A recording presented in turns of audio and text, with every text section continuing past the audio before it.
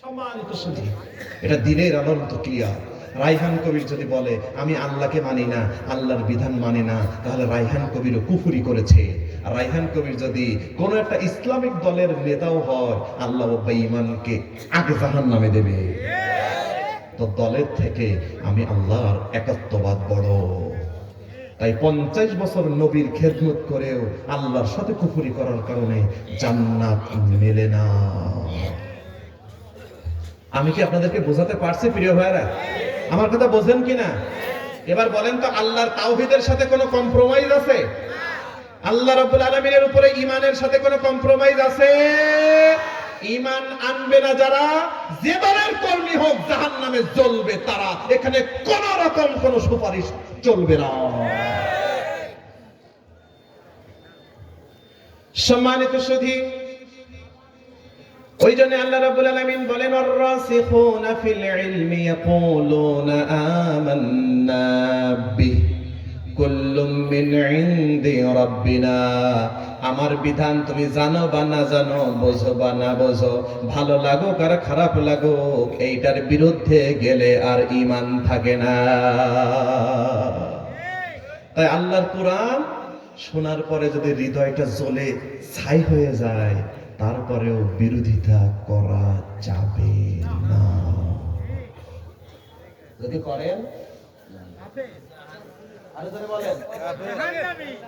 হুজুর মানুষরা বিরোধিতা করলে কিছু হয় না। হ্যাঁ হয়, হুজুররা বিরোধিতা করলে যদি হয়, তাহলে আপনি আমি করলে কি হবে কিনা? আর যারা তাদের সমর্থন দেয়,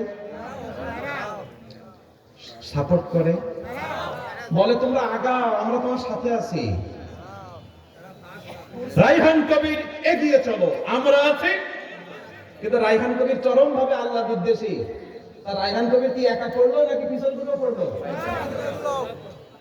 আমার কথা মনে রাগ করতেছেন আপনারা? রায়হান কবির একা গেল নাকি পিছনের গুলো গেল?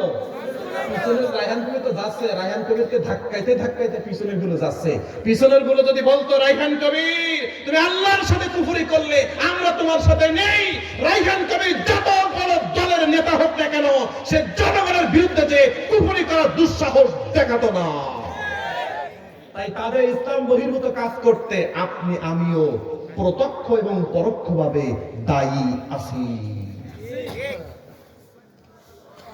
আপনি খারাপ বলেন আর ভালো বলেন, আপনি 5 ওয়াক্ত নামাজ পড়েন, এমন ব্যক্তিকে সমর্থন করেন যার জীবনে পশ্চিম কোন দিকে সে চেনে না, আপনি দায়ী নেই?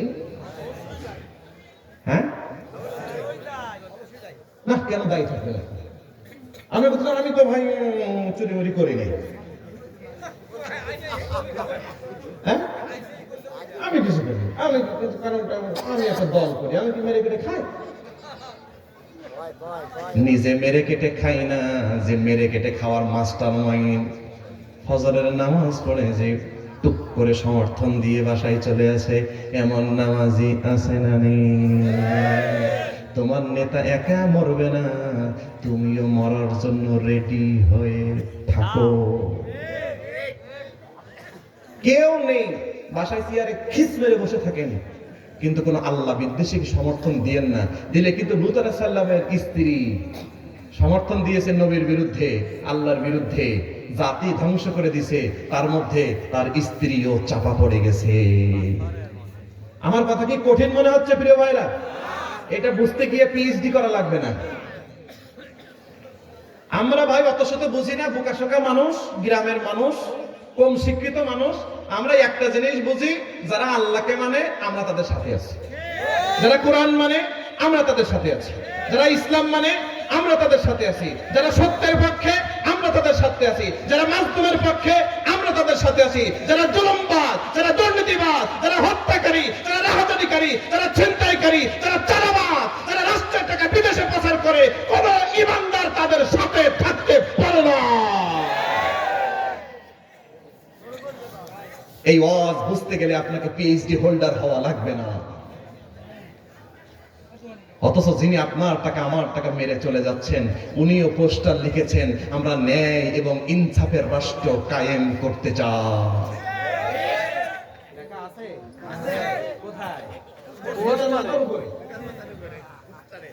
আপনার মনে হয় আমার কথায় রাগ করতেছেন প্রিয় ভাই? কোথায় লেখা আছে? আমরা দুর্নীতিমুক্ত সমাজ গড়তে চাই। লেখা নেই মনে হয়? আপনি বললেন দুর্নীতিমুক্ত সমাজ গড়বো, আপনি দুর্নীতি করে বিদেশে টাকা পাঠালেন, এখন আপনি কি ইমানদার না মুনাফিক? আমরা নামাজি মানুষ, হাজি মানুষ, গাজী মানুষ, এত বুঝি না, এত জানি না। তা আপনি বলেন এক, করেন আর এক, আবার এসে বলেন কেন আমাকে একটু সুযোগ দাও। আমার কথা আপনার খারাপ লাগতে পারে প্রিয় ভাইরা, কিন্তু আমি কোরআন হাদিসের আলোকে আপনাকে বলছি। পোস্টারে লিখেছে ঠিক, দুর্নীতিমুক্ত সমাজ গড়ব, আর মনের কথা সুযোগ পাইলেই সিঙ্গাপুর থেকে টাইলস এনে বাথরুমে লাগাবো। কথা বলেন ঠিক যাবে?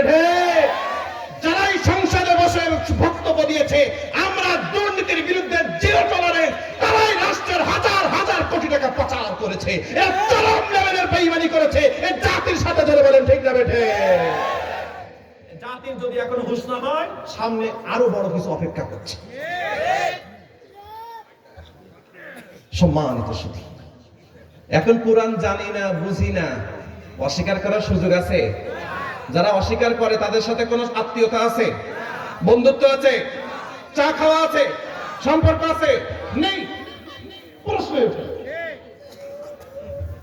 এক, দুই, আল্লাহ এরপরে বলছে কিতাবুন আনজালনাহু ইলাইকা লিতুখরিজান নাসা মিনাজ যুলুমাতি ইলান নূর। কথাটা কার? আল্লাহ বলেন কিতাবুন, এটা এমন একটা কিতাব, আনজালনাহু ইলাইকা লিতুখরিজান নাস,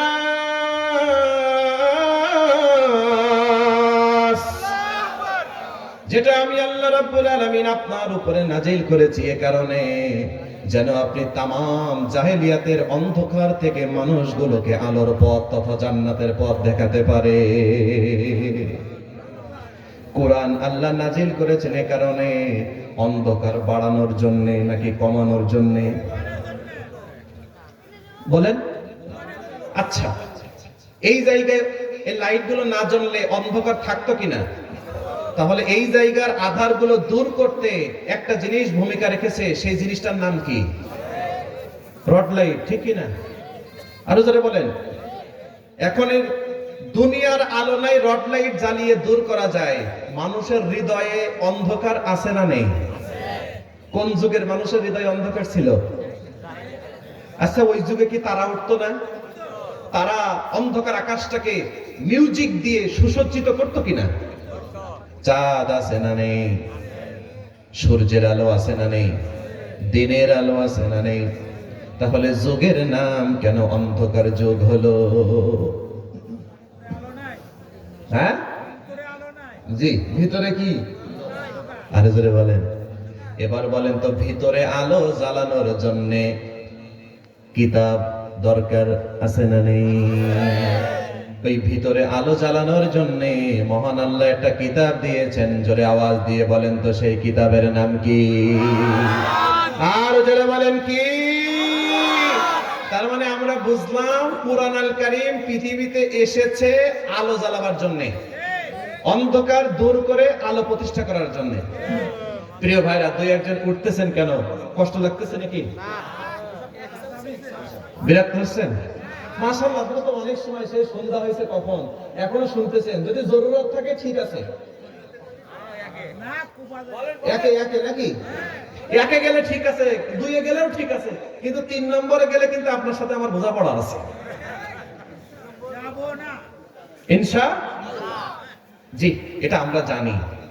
আমরা তো ইয়াং মানুষ, আমরাই তাই অনেকক্ষণ ধরে রাখতে পারি না। আর অনেক আপনাদের মধ্যে তো অনেক দাড়ি পাকা মানুষ আছে, ওনাদেরকে একটু সুযোগ দেন।